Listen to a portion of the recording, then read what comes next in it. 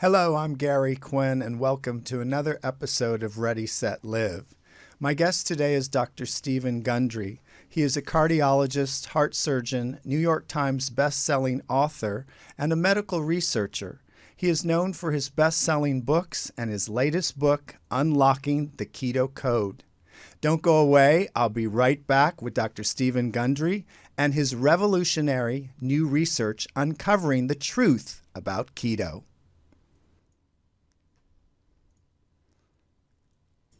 Welcome, Dr. Gundry. It's so great to have you on the show. Hey, Gary, thanks for having me. Appreciate it. I've followed many of your books, especially The Plant Paradox, and I think there's just so many myths about keto. Many people have said, "I've done the keto diet, but it doesn't work." What is the truth about keto? Well, yeah, you're right. About 60% of people who try the traditional ketogenic diet, a very high fat, low carb, low protein diet, fail. They quit after a month or so. For one thing, it's quite an unsustainable diet for most people. You can only, have too many, pounds of bacon with a cheddar cheese chaser day in and day out before you really get tired of that. And I take care of a lot of vegetarians and vegans, and quite frankly, for most vegetarian and vegan, traditional keto diet is a non-starter completely. So what we've got wrong about keto is we've been taught, and I'm guilty for this as well, that a ketogenic diet where one generates ketones, which are small, short fat molecules, actually makes you an efficient fat burner, that it revs up your fat burning potential, and that's why you lose weight. Unfortunately, the exact opposite is true. And this is actually based on research from both Harvard and the NIH in human subjects. And it turns out that a ketogenic diet does exactly the opposite. Rather than making you an efficient fat burner, it actually makes you an incredibly wasteful fat burner. You go, wait a minute, that doesn't make much sense. Well, the gas crisis right now is a pretty good example. If gas is $6 a gallon, I'd probably want a very fuel efficient vehicle, get the most miles per gallon. And I'd probably get a Toyota Prius or something like that, very fuel efficient. On the other hand, if I wanted to waste gas, if I had money to spend, then I'd buy a Ferrari, which would be a very good way of wasting gas. I might have other reasons for wanting a Ferrari, but for the analogy, let's waste gas. We know that fat has 9 calories per gram, whereas carbohydrates and protein only have 4 calories per gram. So if I was really efficiently burning fat, then that means that I would actually gain weight eating a ketogenic diet, because I'd be eating twice the calories and I'd be very efficiently using them. And in fact, that doesn't happen if you do a ketogenic diet right. So what actually happens is that ketones are not some efficient fuel source. They're not some great fuel necessarily for our brain, but they actually tell the little energy producing organelles in all of our cells called the mitochondria to actually waste some of the fuel that they would normally turn into energy and just throw it out the side door, as I talk about in the book. And it's that wastefulness that actually makes you lose weight. Now, so ketones are actually what are called signaling molecules. And they signal, if done right, mitochondria to protect themselves against damage and to actually simultaneously stimulate mitochondria to make more of themselves to handle the workload. It's called mitogenesis. And the really cool thing about mitochondria is that they have their own DNA that's separate from the nuclear DNA that most of us learned about in high school. And because they have their own DNA, mitochondria can make more of themselves without the cell dividing. So let's suppose, let me use an example of a dog sled. We could have a dog sled with one dog pulling the sled. And the dog could pull the sled. You wouldn't go very fast. And you wouldn't go very far before the dog would get tired. But if we had the ability to add 5 more dogs to the dog sled and have a 6-dog sled, now each dog has to do the work, 1/6 of the work of the single dog. You go a lot faster, you go a lot farther. The only downside would be you have to feed 6 dogs instead of 1. And that's actually how the principle of doing a ketogenic diet working properly actually assists weight loss. And that's what we've seen in my clinic for 25 years now. Well, and the mitochondrial uncoupling, that's actually the way to almost burn the fuel. But talk to me about, because I'm so fascinated of the MCT oil. Yeah. What and if I ingest that, is that going to speed up my ketone burning facility? It actually will speed up the actual production of ketones without being on a ketogenic diet. And what's so cool about MCT oil, medium chain triglycerides, is that medium chain triglycerides are like any other fat. They're absorbed directly from our intestines and they go to our liver and they're instantly converted into ketones, no matter what else you eat. So the exciting thing is you could eat a fairly high carbohydrate diet or a high protein diet. And if you're consuming MCTs, you'll still make ketones regardless of what else you're eating. In fact, studies in humans show that 1 tablespoon of MCT oil will get you into ketosis, even if you had a great big fresh fruit salad, which would normally prevent you from making ketones.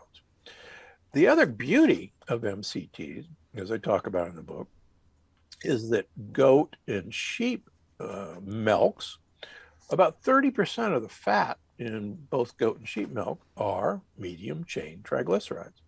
So just by having goat yogurt, goat kefir, sheep yogurt, sheep cheese, goat cheese, you automatically start making ketones, even though you're having something yummy with your meal. And you said that the MCT oil must be C8 or C10, because I know there's many people out there, they're going, what is this oil? Where do I get it? So it has to be the correct brand or mixture? Correct. There are multiple different MCTs. There's C6, C8, C10, C12. C12 really has no ketogenic potential. C6 smells so much like goat that most people can't tolerate it. In fact, believe it or not, MCT oils were named after goat. The Latin word for goat is capra. So there's capric acid, caprylic acid, and so forth. So it turns out that C8 is the most ketogenic. And it's actually pretty doggone easy to find C8 MCT oil. A lot of people sell a mixture of C8 and C10. That's fine. But if you can get C8, it's great. Plus, C8 is really flavorless. And the beauty of that is you can either take a shot of it or you can mix it with olive oil and vinegar and use it on your salad dressings, or you can pour it on your vegetables and you won't taste it. What's great, Dr. Gundry, about what you do is, and what I took away from the plant paradox was, do not eat peanuts. And every time I see peanuts, I run. But I think it's the way to have longevity is to be your own health advocate. And that's what I love about your research, is that you're constantly, I mean, that is in itself a blessing that you have been brought to the earth to empower or inspire people to eat right? Because basically health is all we have. You're right. I mean, this is the only house I'm ever going to live in. This is it. I mean, maybe I'm coming back as my dog, I hope. But anyhow, as far as we know, this is all we get. And if we actually spent the amount of time and money that we spend on our home upkeep and our car upkeep, imagine if we devoted that much energy and time to the only house that you and I ever get. And we know that more and more, the more we take care of probably the most important organ in us, and that is our microbiome, the friendly bacteria and fungi and viruses that live in us and on us, the more they take care of their house, and the more we, do great. And I know that, you've said in the past that a lot of this bacteria that is in the mouth actually causes Alzheimer's. Yeah, that's actually one of the scary things that certainly Dr. Dale Bredesen, who's become a good friend of mine, who wrote The End of Alzheimer's, has discovered that certain oral bacteria, particularly if you have what he and I like to call leaky mouth, that is gingivitis and gum disease, that these bacteria, if you think about it, the brain is about an inch from your mouth in some places. And your nose and its bacteria are literally right up against your brain. And there's very impressive evidence that leaky mouth and leaky nose and mouth dysbiosis starts this process of literally causing inflammation in the brain, neuroinflammation. He and I also agree that leaky gut produces the same process in our brain. And we can now measure with blood tests not only leaky gut, but leaky brain. And this actually all comes back to what Hippocrates taught 2,500 years ago. And he said, all disease begins in the gut. And he didn't have any of these sophisticated tests that we have. And yet the guy was right. So whether we're talking about Alzheimer's or Parkinson's or dementia, whether we're talking about heart disease, whether we're talking about diabetes or prediabetes, whether we're talking about cancer, all diseases begin in the gut. And I paraphrased Hippocrates, not only do they begin in the gut, but all disease can end in the gut once we fix the gut. What's so exciting. Yeah, that's so exciting, because what's so interesting is that so many people have leaky gut and probably do not know what's going on. They think, oh, I'm overweight. I don't eat, and I'm bloated. And I believe that what you're telling people is to become your own health advocate. And that's what's so great, is to customize your own keto diet to start off. And I know your patient, Miranda, you talked about her and why she kept gaining weight. But do you think also there's a correlation between the mind, body, and spirit? Because what I teach is about what's going on in the mind is a reflection of what is the body, let's say, committed to, let's say, a Xerox machine. Yeah. Well, the great psychiatrist Daniel Amen, who I've gotten to know now, thinks that we probably shouldn't even be using the terms mental illness. We should probably be using the terms a gut illness is actually causing this, gut brain illness, and vice versa. We know that extreme stress, and I've seen this in my practice, can actually cause leaky gut. And conversely, gut dysbiosis, bad bacteria in your gut, can not only cause leaky gut, but can make the mind depressed, anxious. And we've seen, not only my practice and many other practices, when we change the bacteria in the gut, depression goes away, anxiety goes away, and you get this unbelievable change in attitude simply because you change what's going on in your gut. I think women are far more cognizant of this. They have this gut sense, and men used to laugh at this gut sense. And now, luckily, my patients have taught me that this gut sense is very real. And what's so interesting, I think your next book should be about talking about, because I know so many clients that suffer from depression or anxiety, and yet they're continuing to eat a high fatty, not so much just fatty, but I believe they're eating wrong. And I believe that there's a window there to talk about that. And I believe you would be a winner in that book as far as correlating the keto, but also just the longevity, plant longevity, about depression, because I think so many people suffer all over the world. And they just don't eat right. When I tour all over Italy, they eat a high sugar, lots of flour, white starch. Same in Japan. When I'm in Japan, white starch. And I believe that affects your mental stability. And it's just, I believe it's a topic that's very spot on right now. Well, I just got back from France visiting an algae company in Montpellier, South France.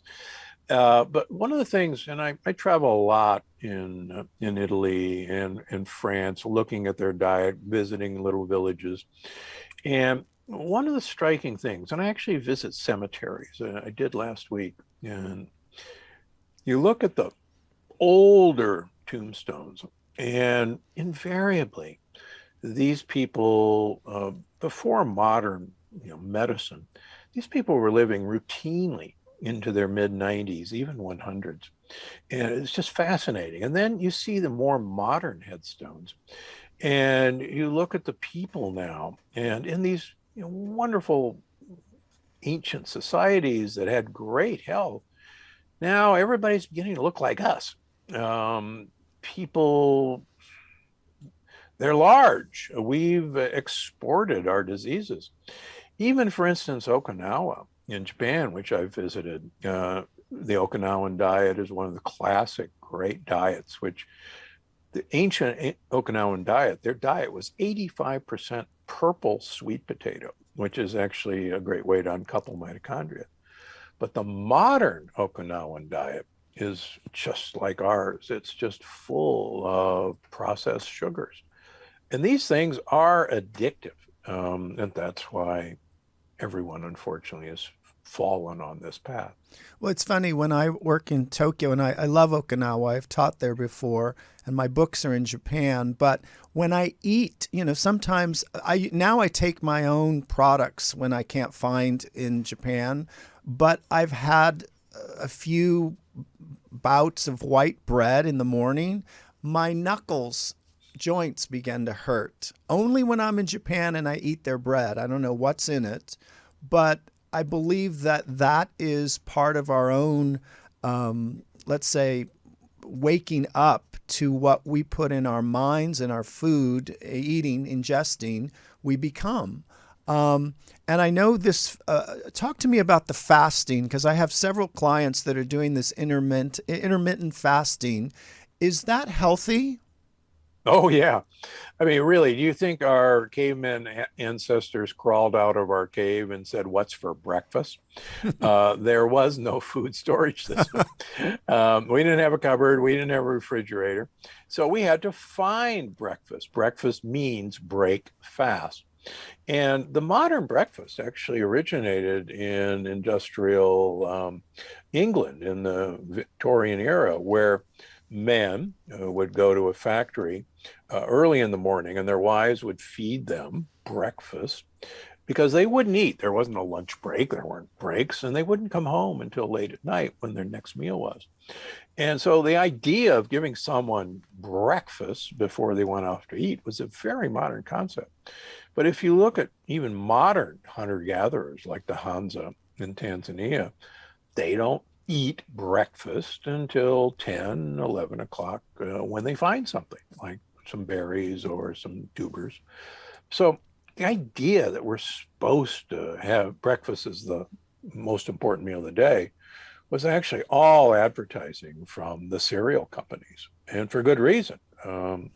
Cereal is a huge business, and cereals are addictive in the same way you talk about. Yep. What inspires Dr. Gundry?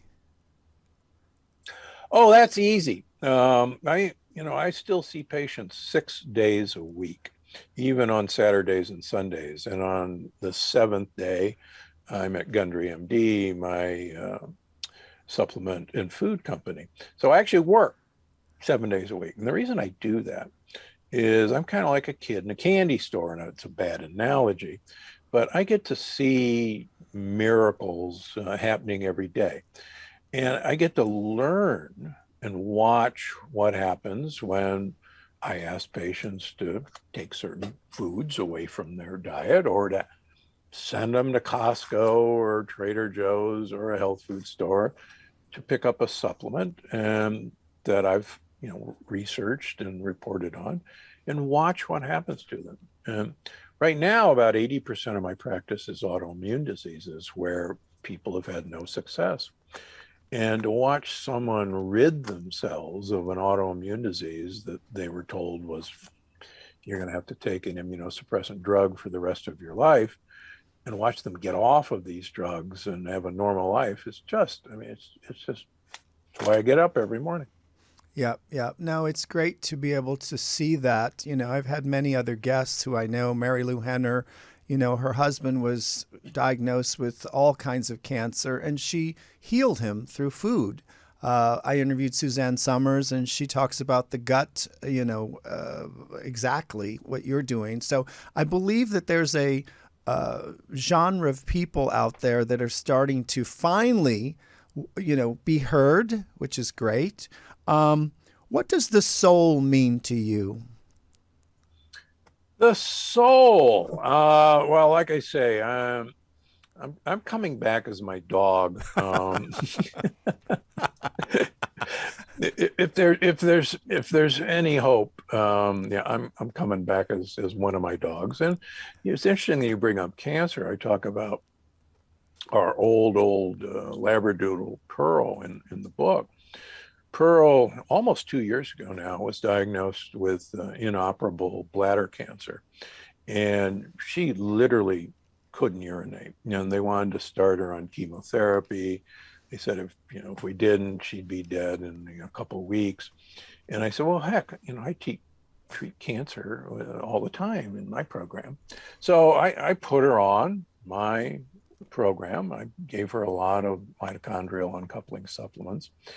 And she's not susceptible to the placebo effect. And Pearl is now 17 and a half years old. She ran down the hall to greet me yesterday afternoon when I came in. She takes a 2-mile walk every day. And it's like, and she pees just fine. And she doesn't know that she's dying of cancer 2 years later. I love it.